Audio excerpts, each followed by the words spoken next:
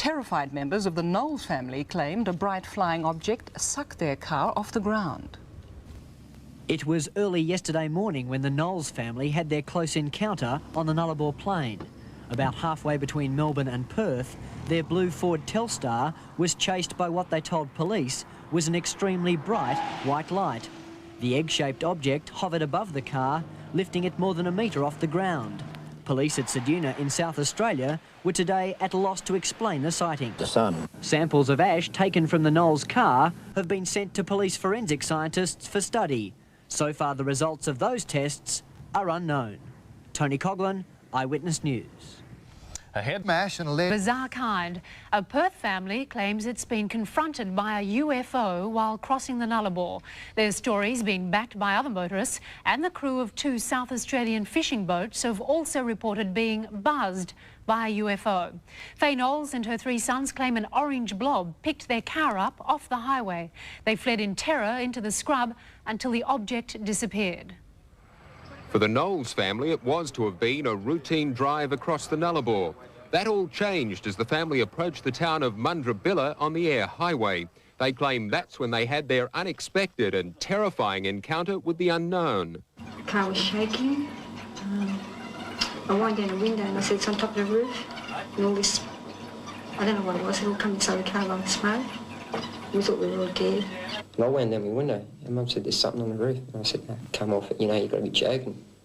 And she wound down her window, and she put her hand on the roof, and she goes, my God. She goes, what is it? And no, I swear to God, I'm not lying. I swear to God, I opened up my window, and the car started going out of control. And all this smoke, and it was like smoke. I'm not lying. It was like smoke. And gases all started coming in the car.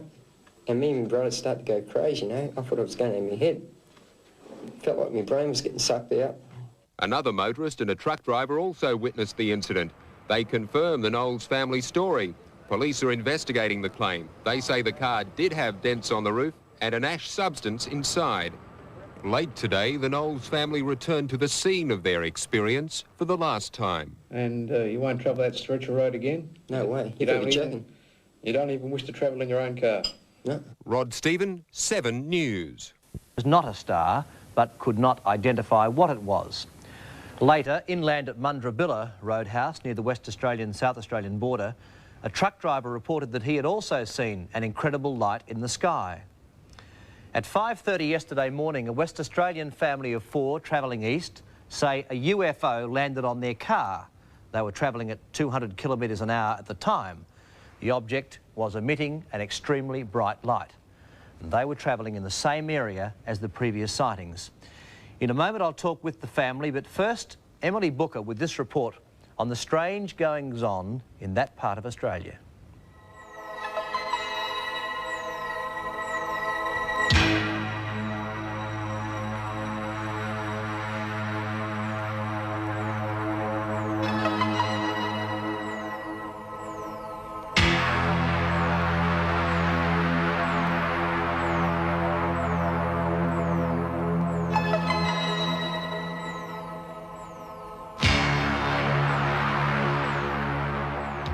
History is dotted with strange lights and reported visits to Earth of UFOs. Australia itself records 180 sightings a year, and although 92% of these turn out to be planes, clouds or some other natural phenomenon, 8% are never explained.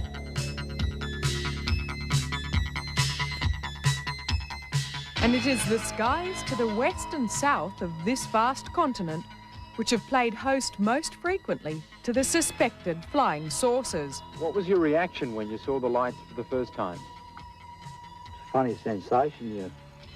You feel the hairs in your legs sort of curling and your heart's beating at about a million things per second, and your arms and legs sort of don't want to move. So, what was it? I don't know. These tough Aussie truckies are the last people you'd expect to believe in UFOs. But these pictures record their terrifying encounter. It was virtually on the ground at the first sighting, and it was there until Monty took that last photograph, and then it appeared to move off. For the Port Neal community in South Australia, the visit of a UFO wasn't confined to the skies. Whatever the object was, there's no doubt from these pictures that it landed on the Rodders' property. There's something that's causing these things that we can't explain, so why not believe in the source of that? Now the UFOs have disturbed the peace of the southwestern skies yet again. The Knowles family of Perth were in their car heading across the Nullarbor plain when a bright light appeared above them, picked up their car and dropped it.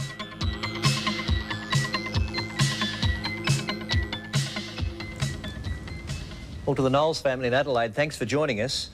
And 36 hours now after the event, do any of you have any doubts as to what happened? Do you still believe that it was a UFO that landed on your car? Yes, we do. Why do you believe that? Because we actually saw it, you know, it was chasing us, and it all of a sudden it landed on our car, we pulled our car back, and I put my hand out the window, and I fell on the roof. What did you feel? It was like a sponge on the roof. It was sucking the roof, you know, the car. It was a sponge. I saw it. How big was it? What did it look like? It was about, I don't really know. I can't really explain. Did you see anything but a light?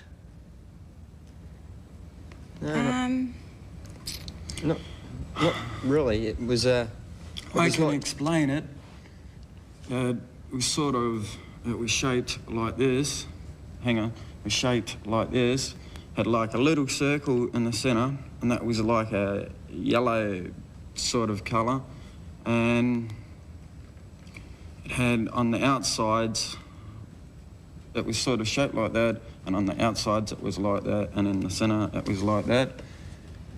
And I asked my brother, you know, if that was a spaceship, and he goes, "Don't be stupid." So I got up closer to have a look, and it was moving backwards and forwards. And so we decided to take off to have a look. We decided to take off, and it was flying miles back, and I drove miles up the road again, and it was in front of us again. How high off the ground was it? It was on the ground. I mean, it was on the ground. It was on the ground, facing us when we were driving along.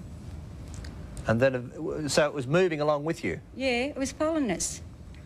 And then eventually you tried to get away from it, is that right? It's still chasing us. Sean, you were driving. How fast did you get up to? I got up to about 200 kilometres.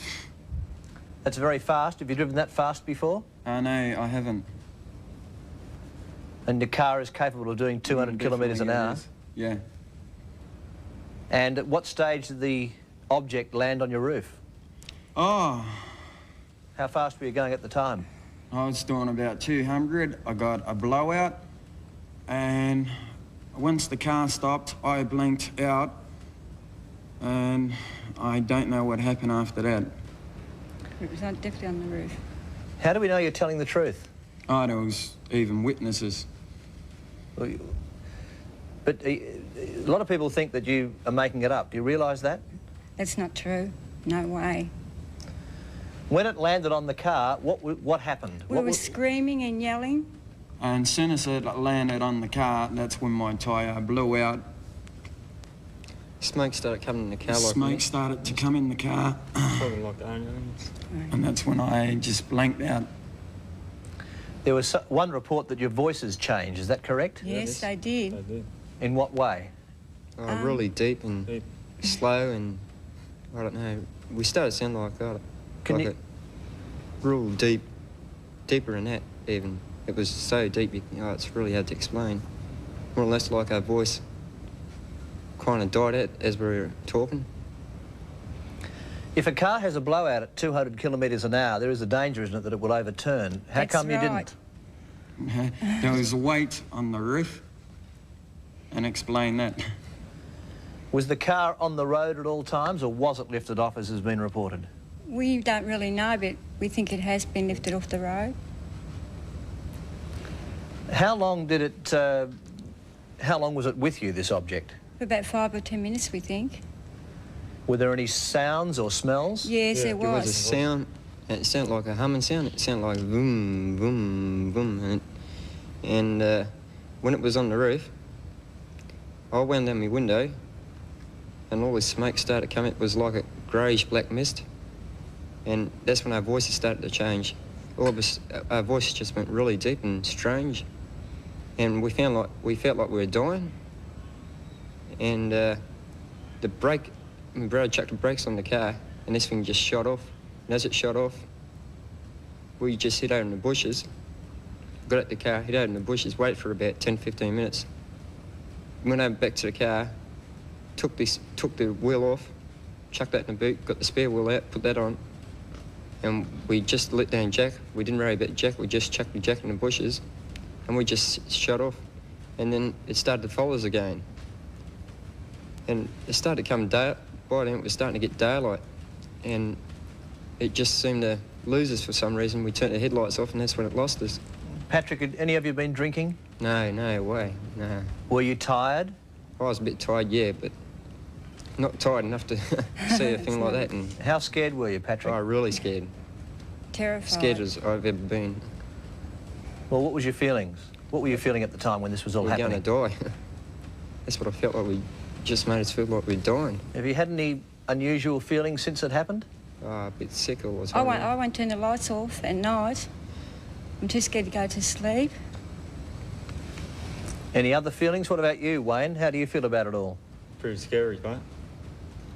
What was the worst part of it for you?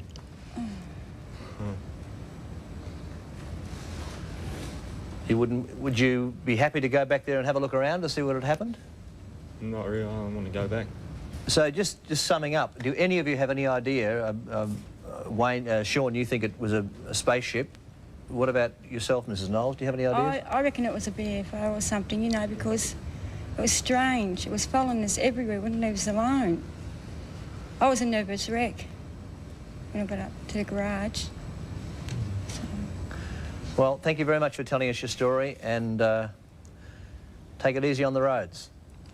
Thank you. Thank you. Thanks a lot. What about the people? Were they harmed at all? Weren't harmed, but visibly shaken up. When the strange object disappeared, Mrs. Knowles and her sons Patrick, Sean and Wayne found their Telstar sedan covered in black ash. Truck drivers on the Nullarbor say there have been at least 3 UFO sightings since Christmas. Graham Henley saw the Knowles family at a Mundrabilla roadhouse. He confirmed they appeared shaken and upset. I really couldn't explain it in normal, everyday terms, but those people were interfered with by something. And today, support for the bizarre story from another Perth family travelling along the Nullarbor. Massive light. It was very, very bright. I mean, you'd have to have a lot of power in those lights to light up the whole area, and the sky was lit above it. It was strange. Bright. It was a strange phenomenon. It was much too bright. Graham Henley has spent 12 years crossing the Nullarbor, and he's seen some strange things. Today he caught up with the Knowles family to talk about one of the strangest. You look a bit better than the last time I saw you. Graham went looking for Faye and her sons after scientific reports discounted their story that their car had been damaged by a UFO. Graham was the first person to speak to the four after their encounter, and he inspected the Ford Telstar. I don't believe in little green men with aerials sticking out their head. That's it in a nutshell. But I do believe they were interfered with. I've got my own ideas on it. They were definitely interfered with. What state were they in when you saw them at the petrol station? Absolutely terrified. Totally terrified. Their reactions were totally different to a person out of a car accident. After the reunion, in more relaxed circumstances, there was even a chance to laugh about their ordeal. These two guys standing trying to pour this fuel in the car. I reckon you got 3 gallons on the ground and one in the car.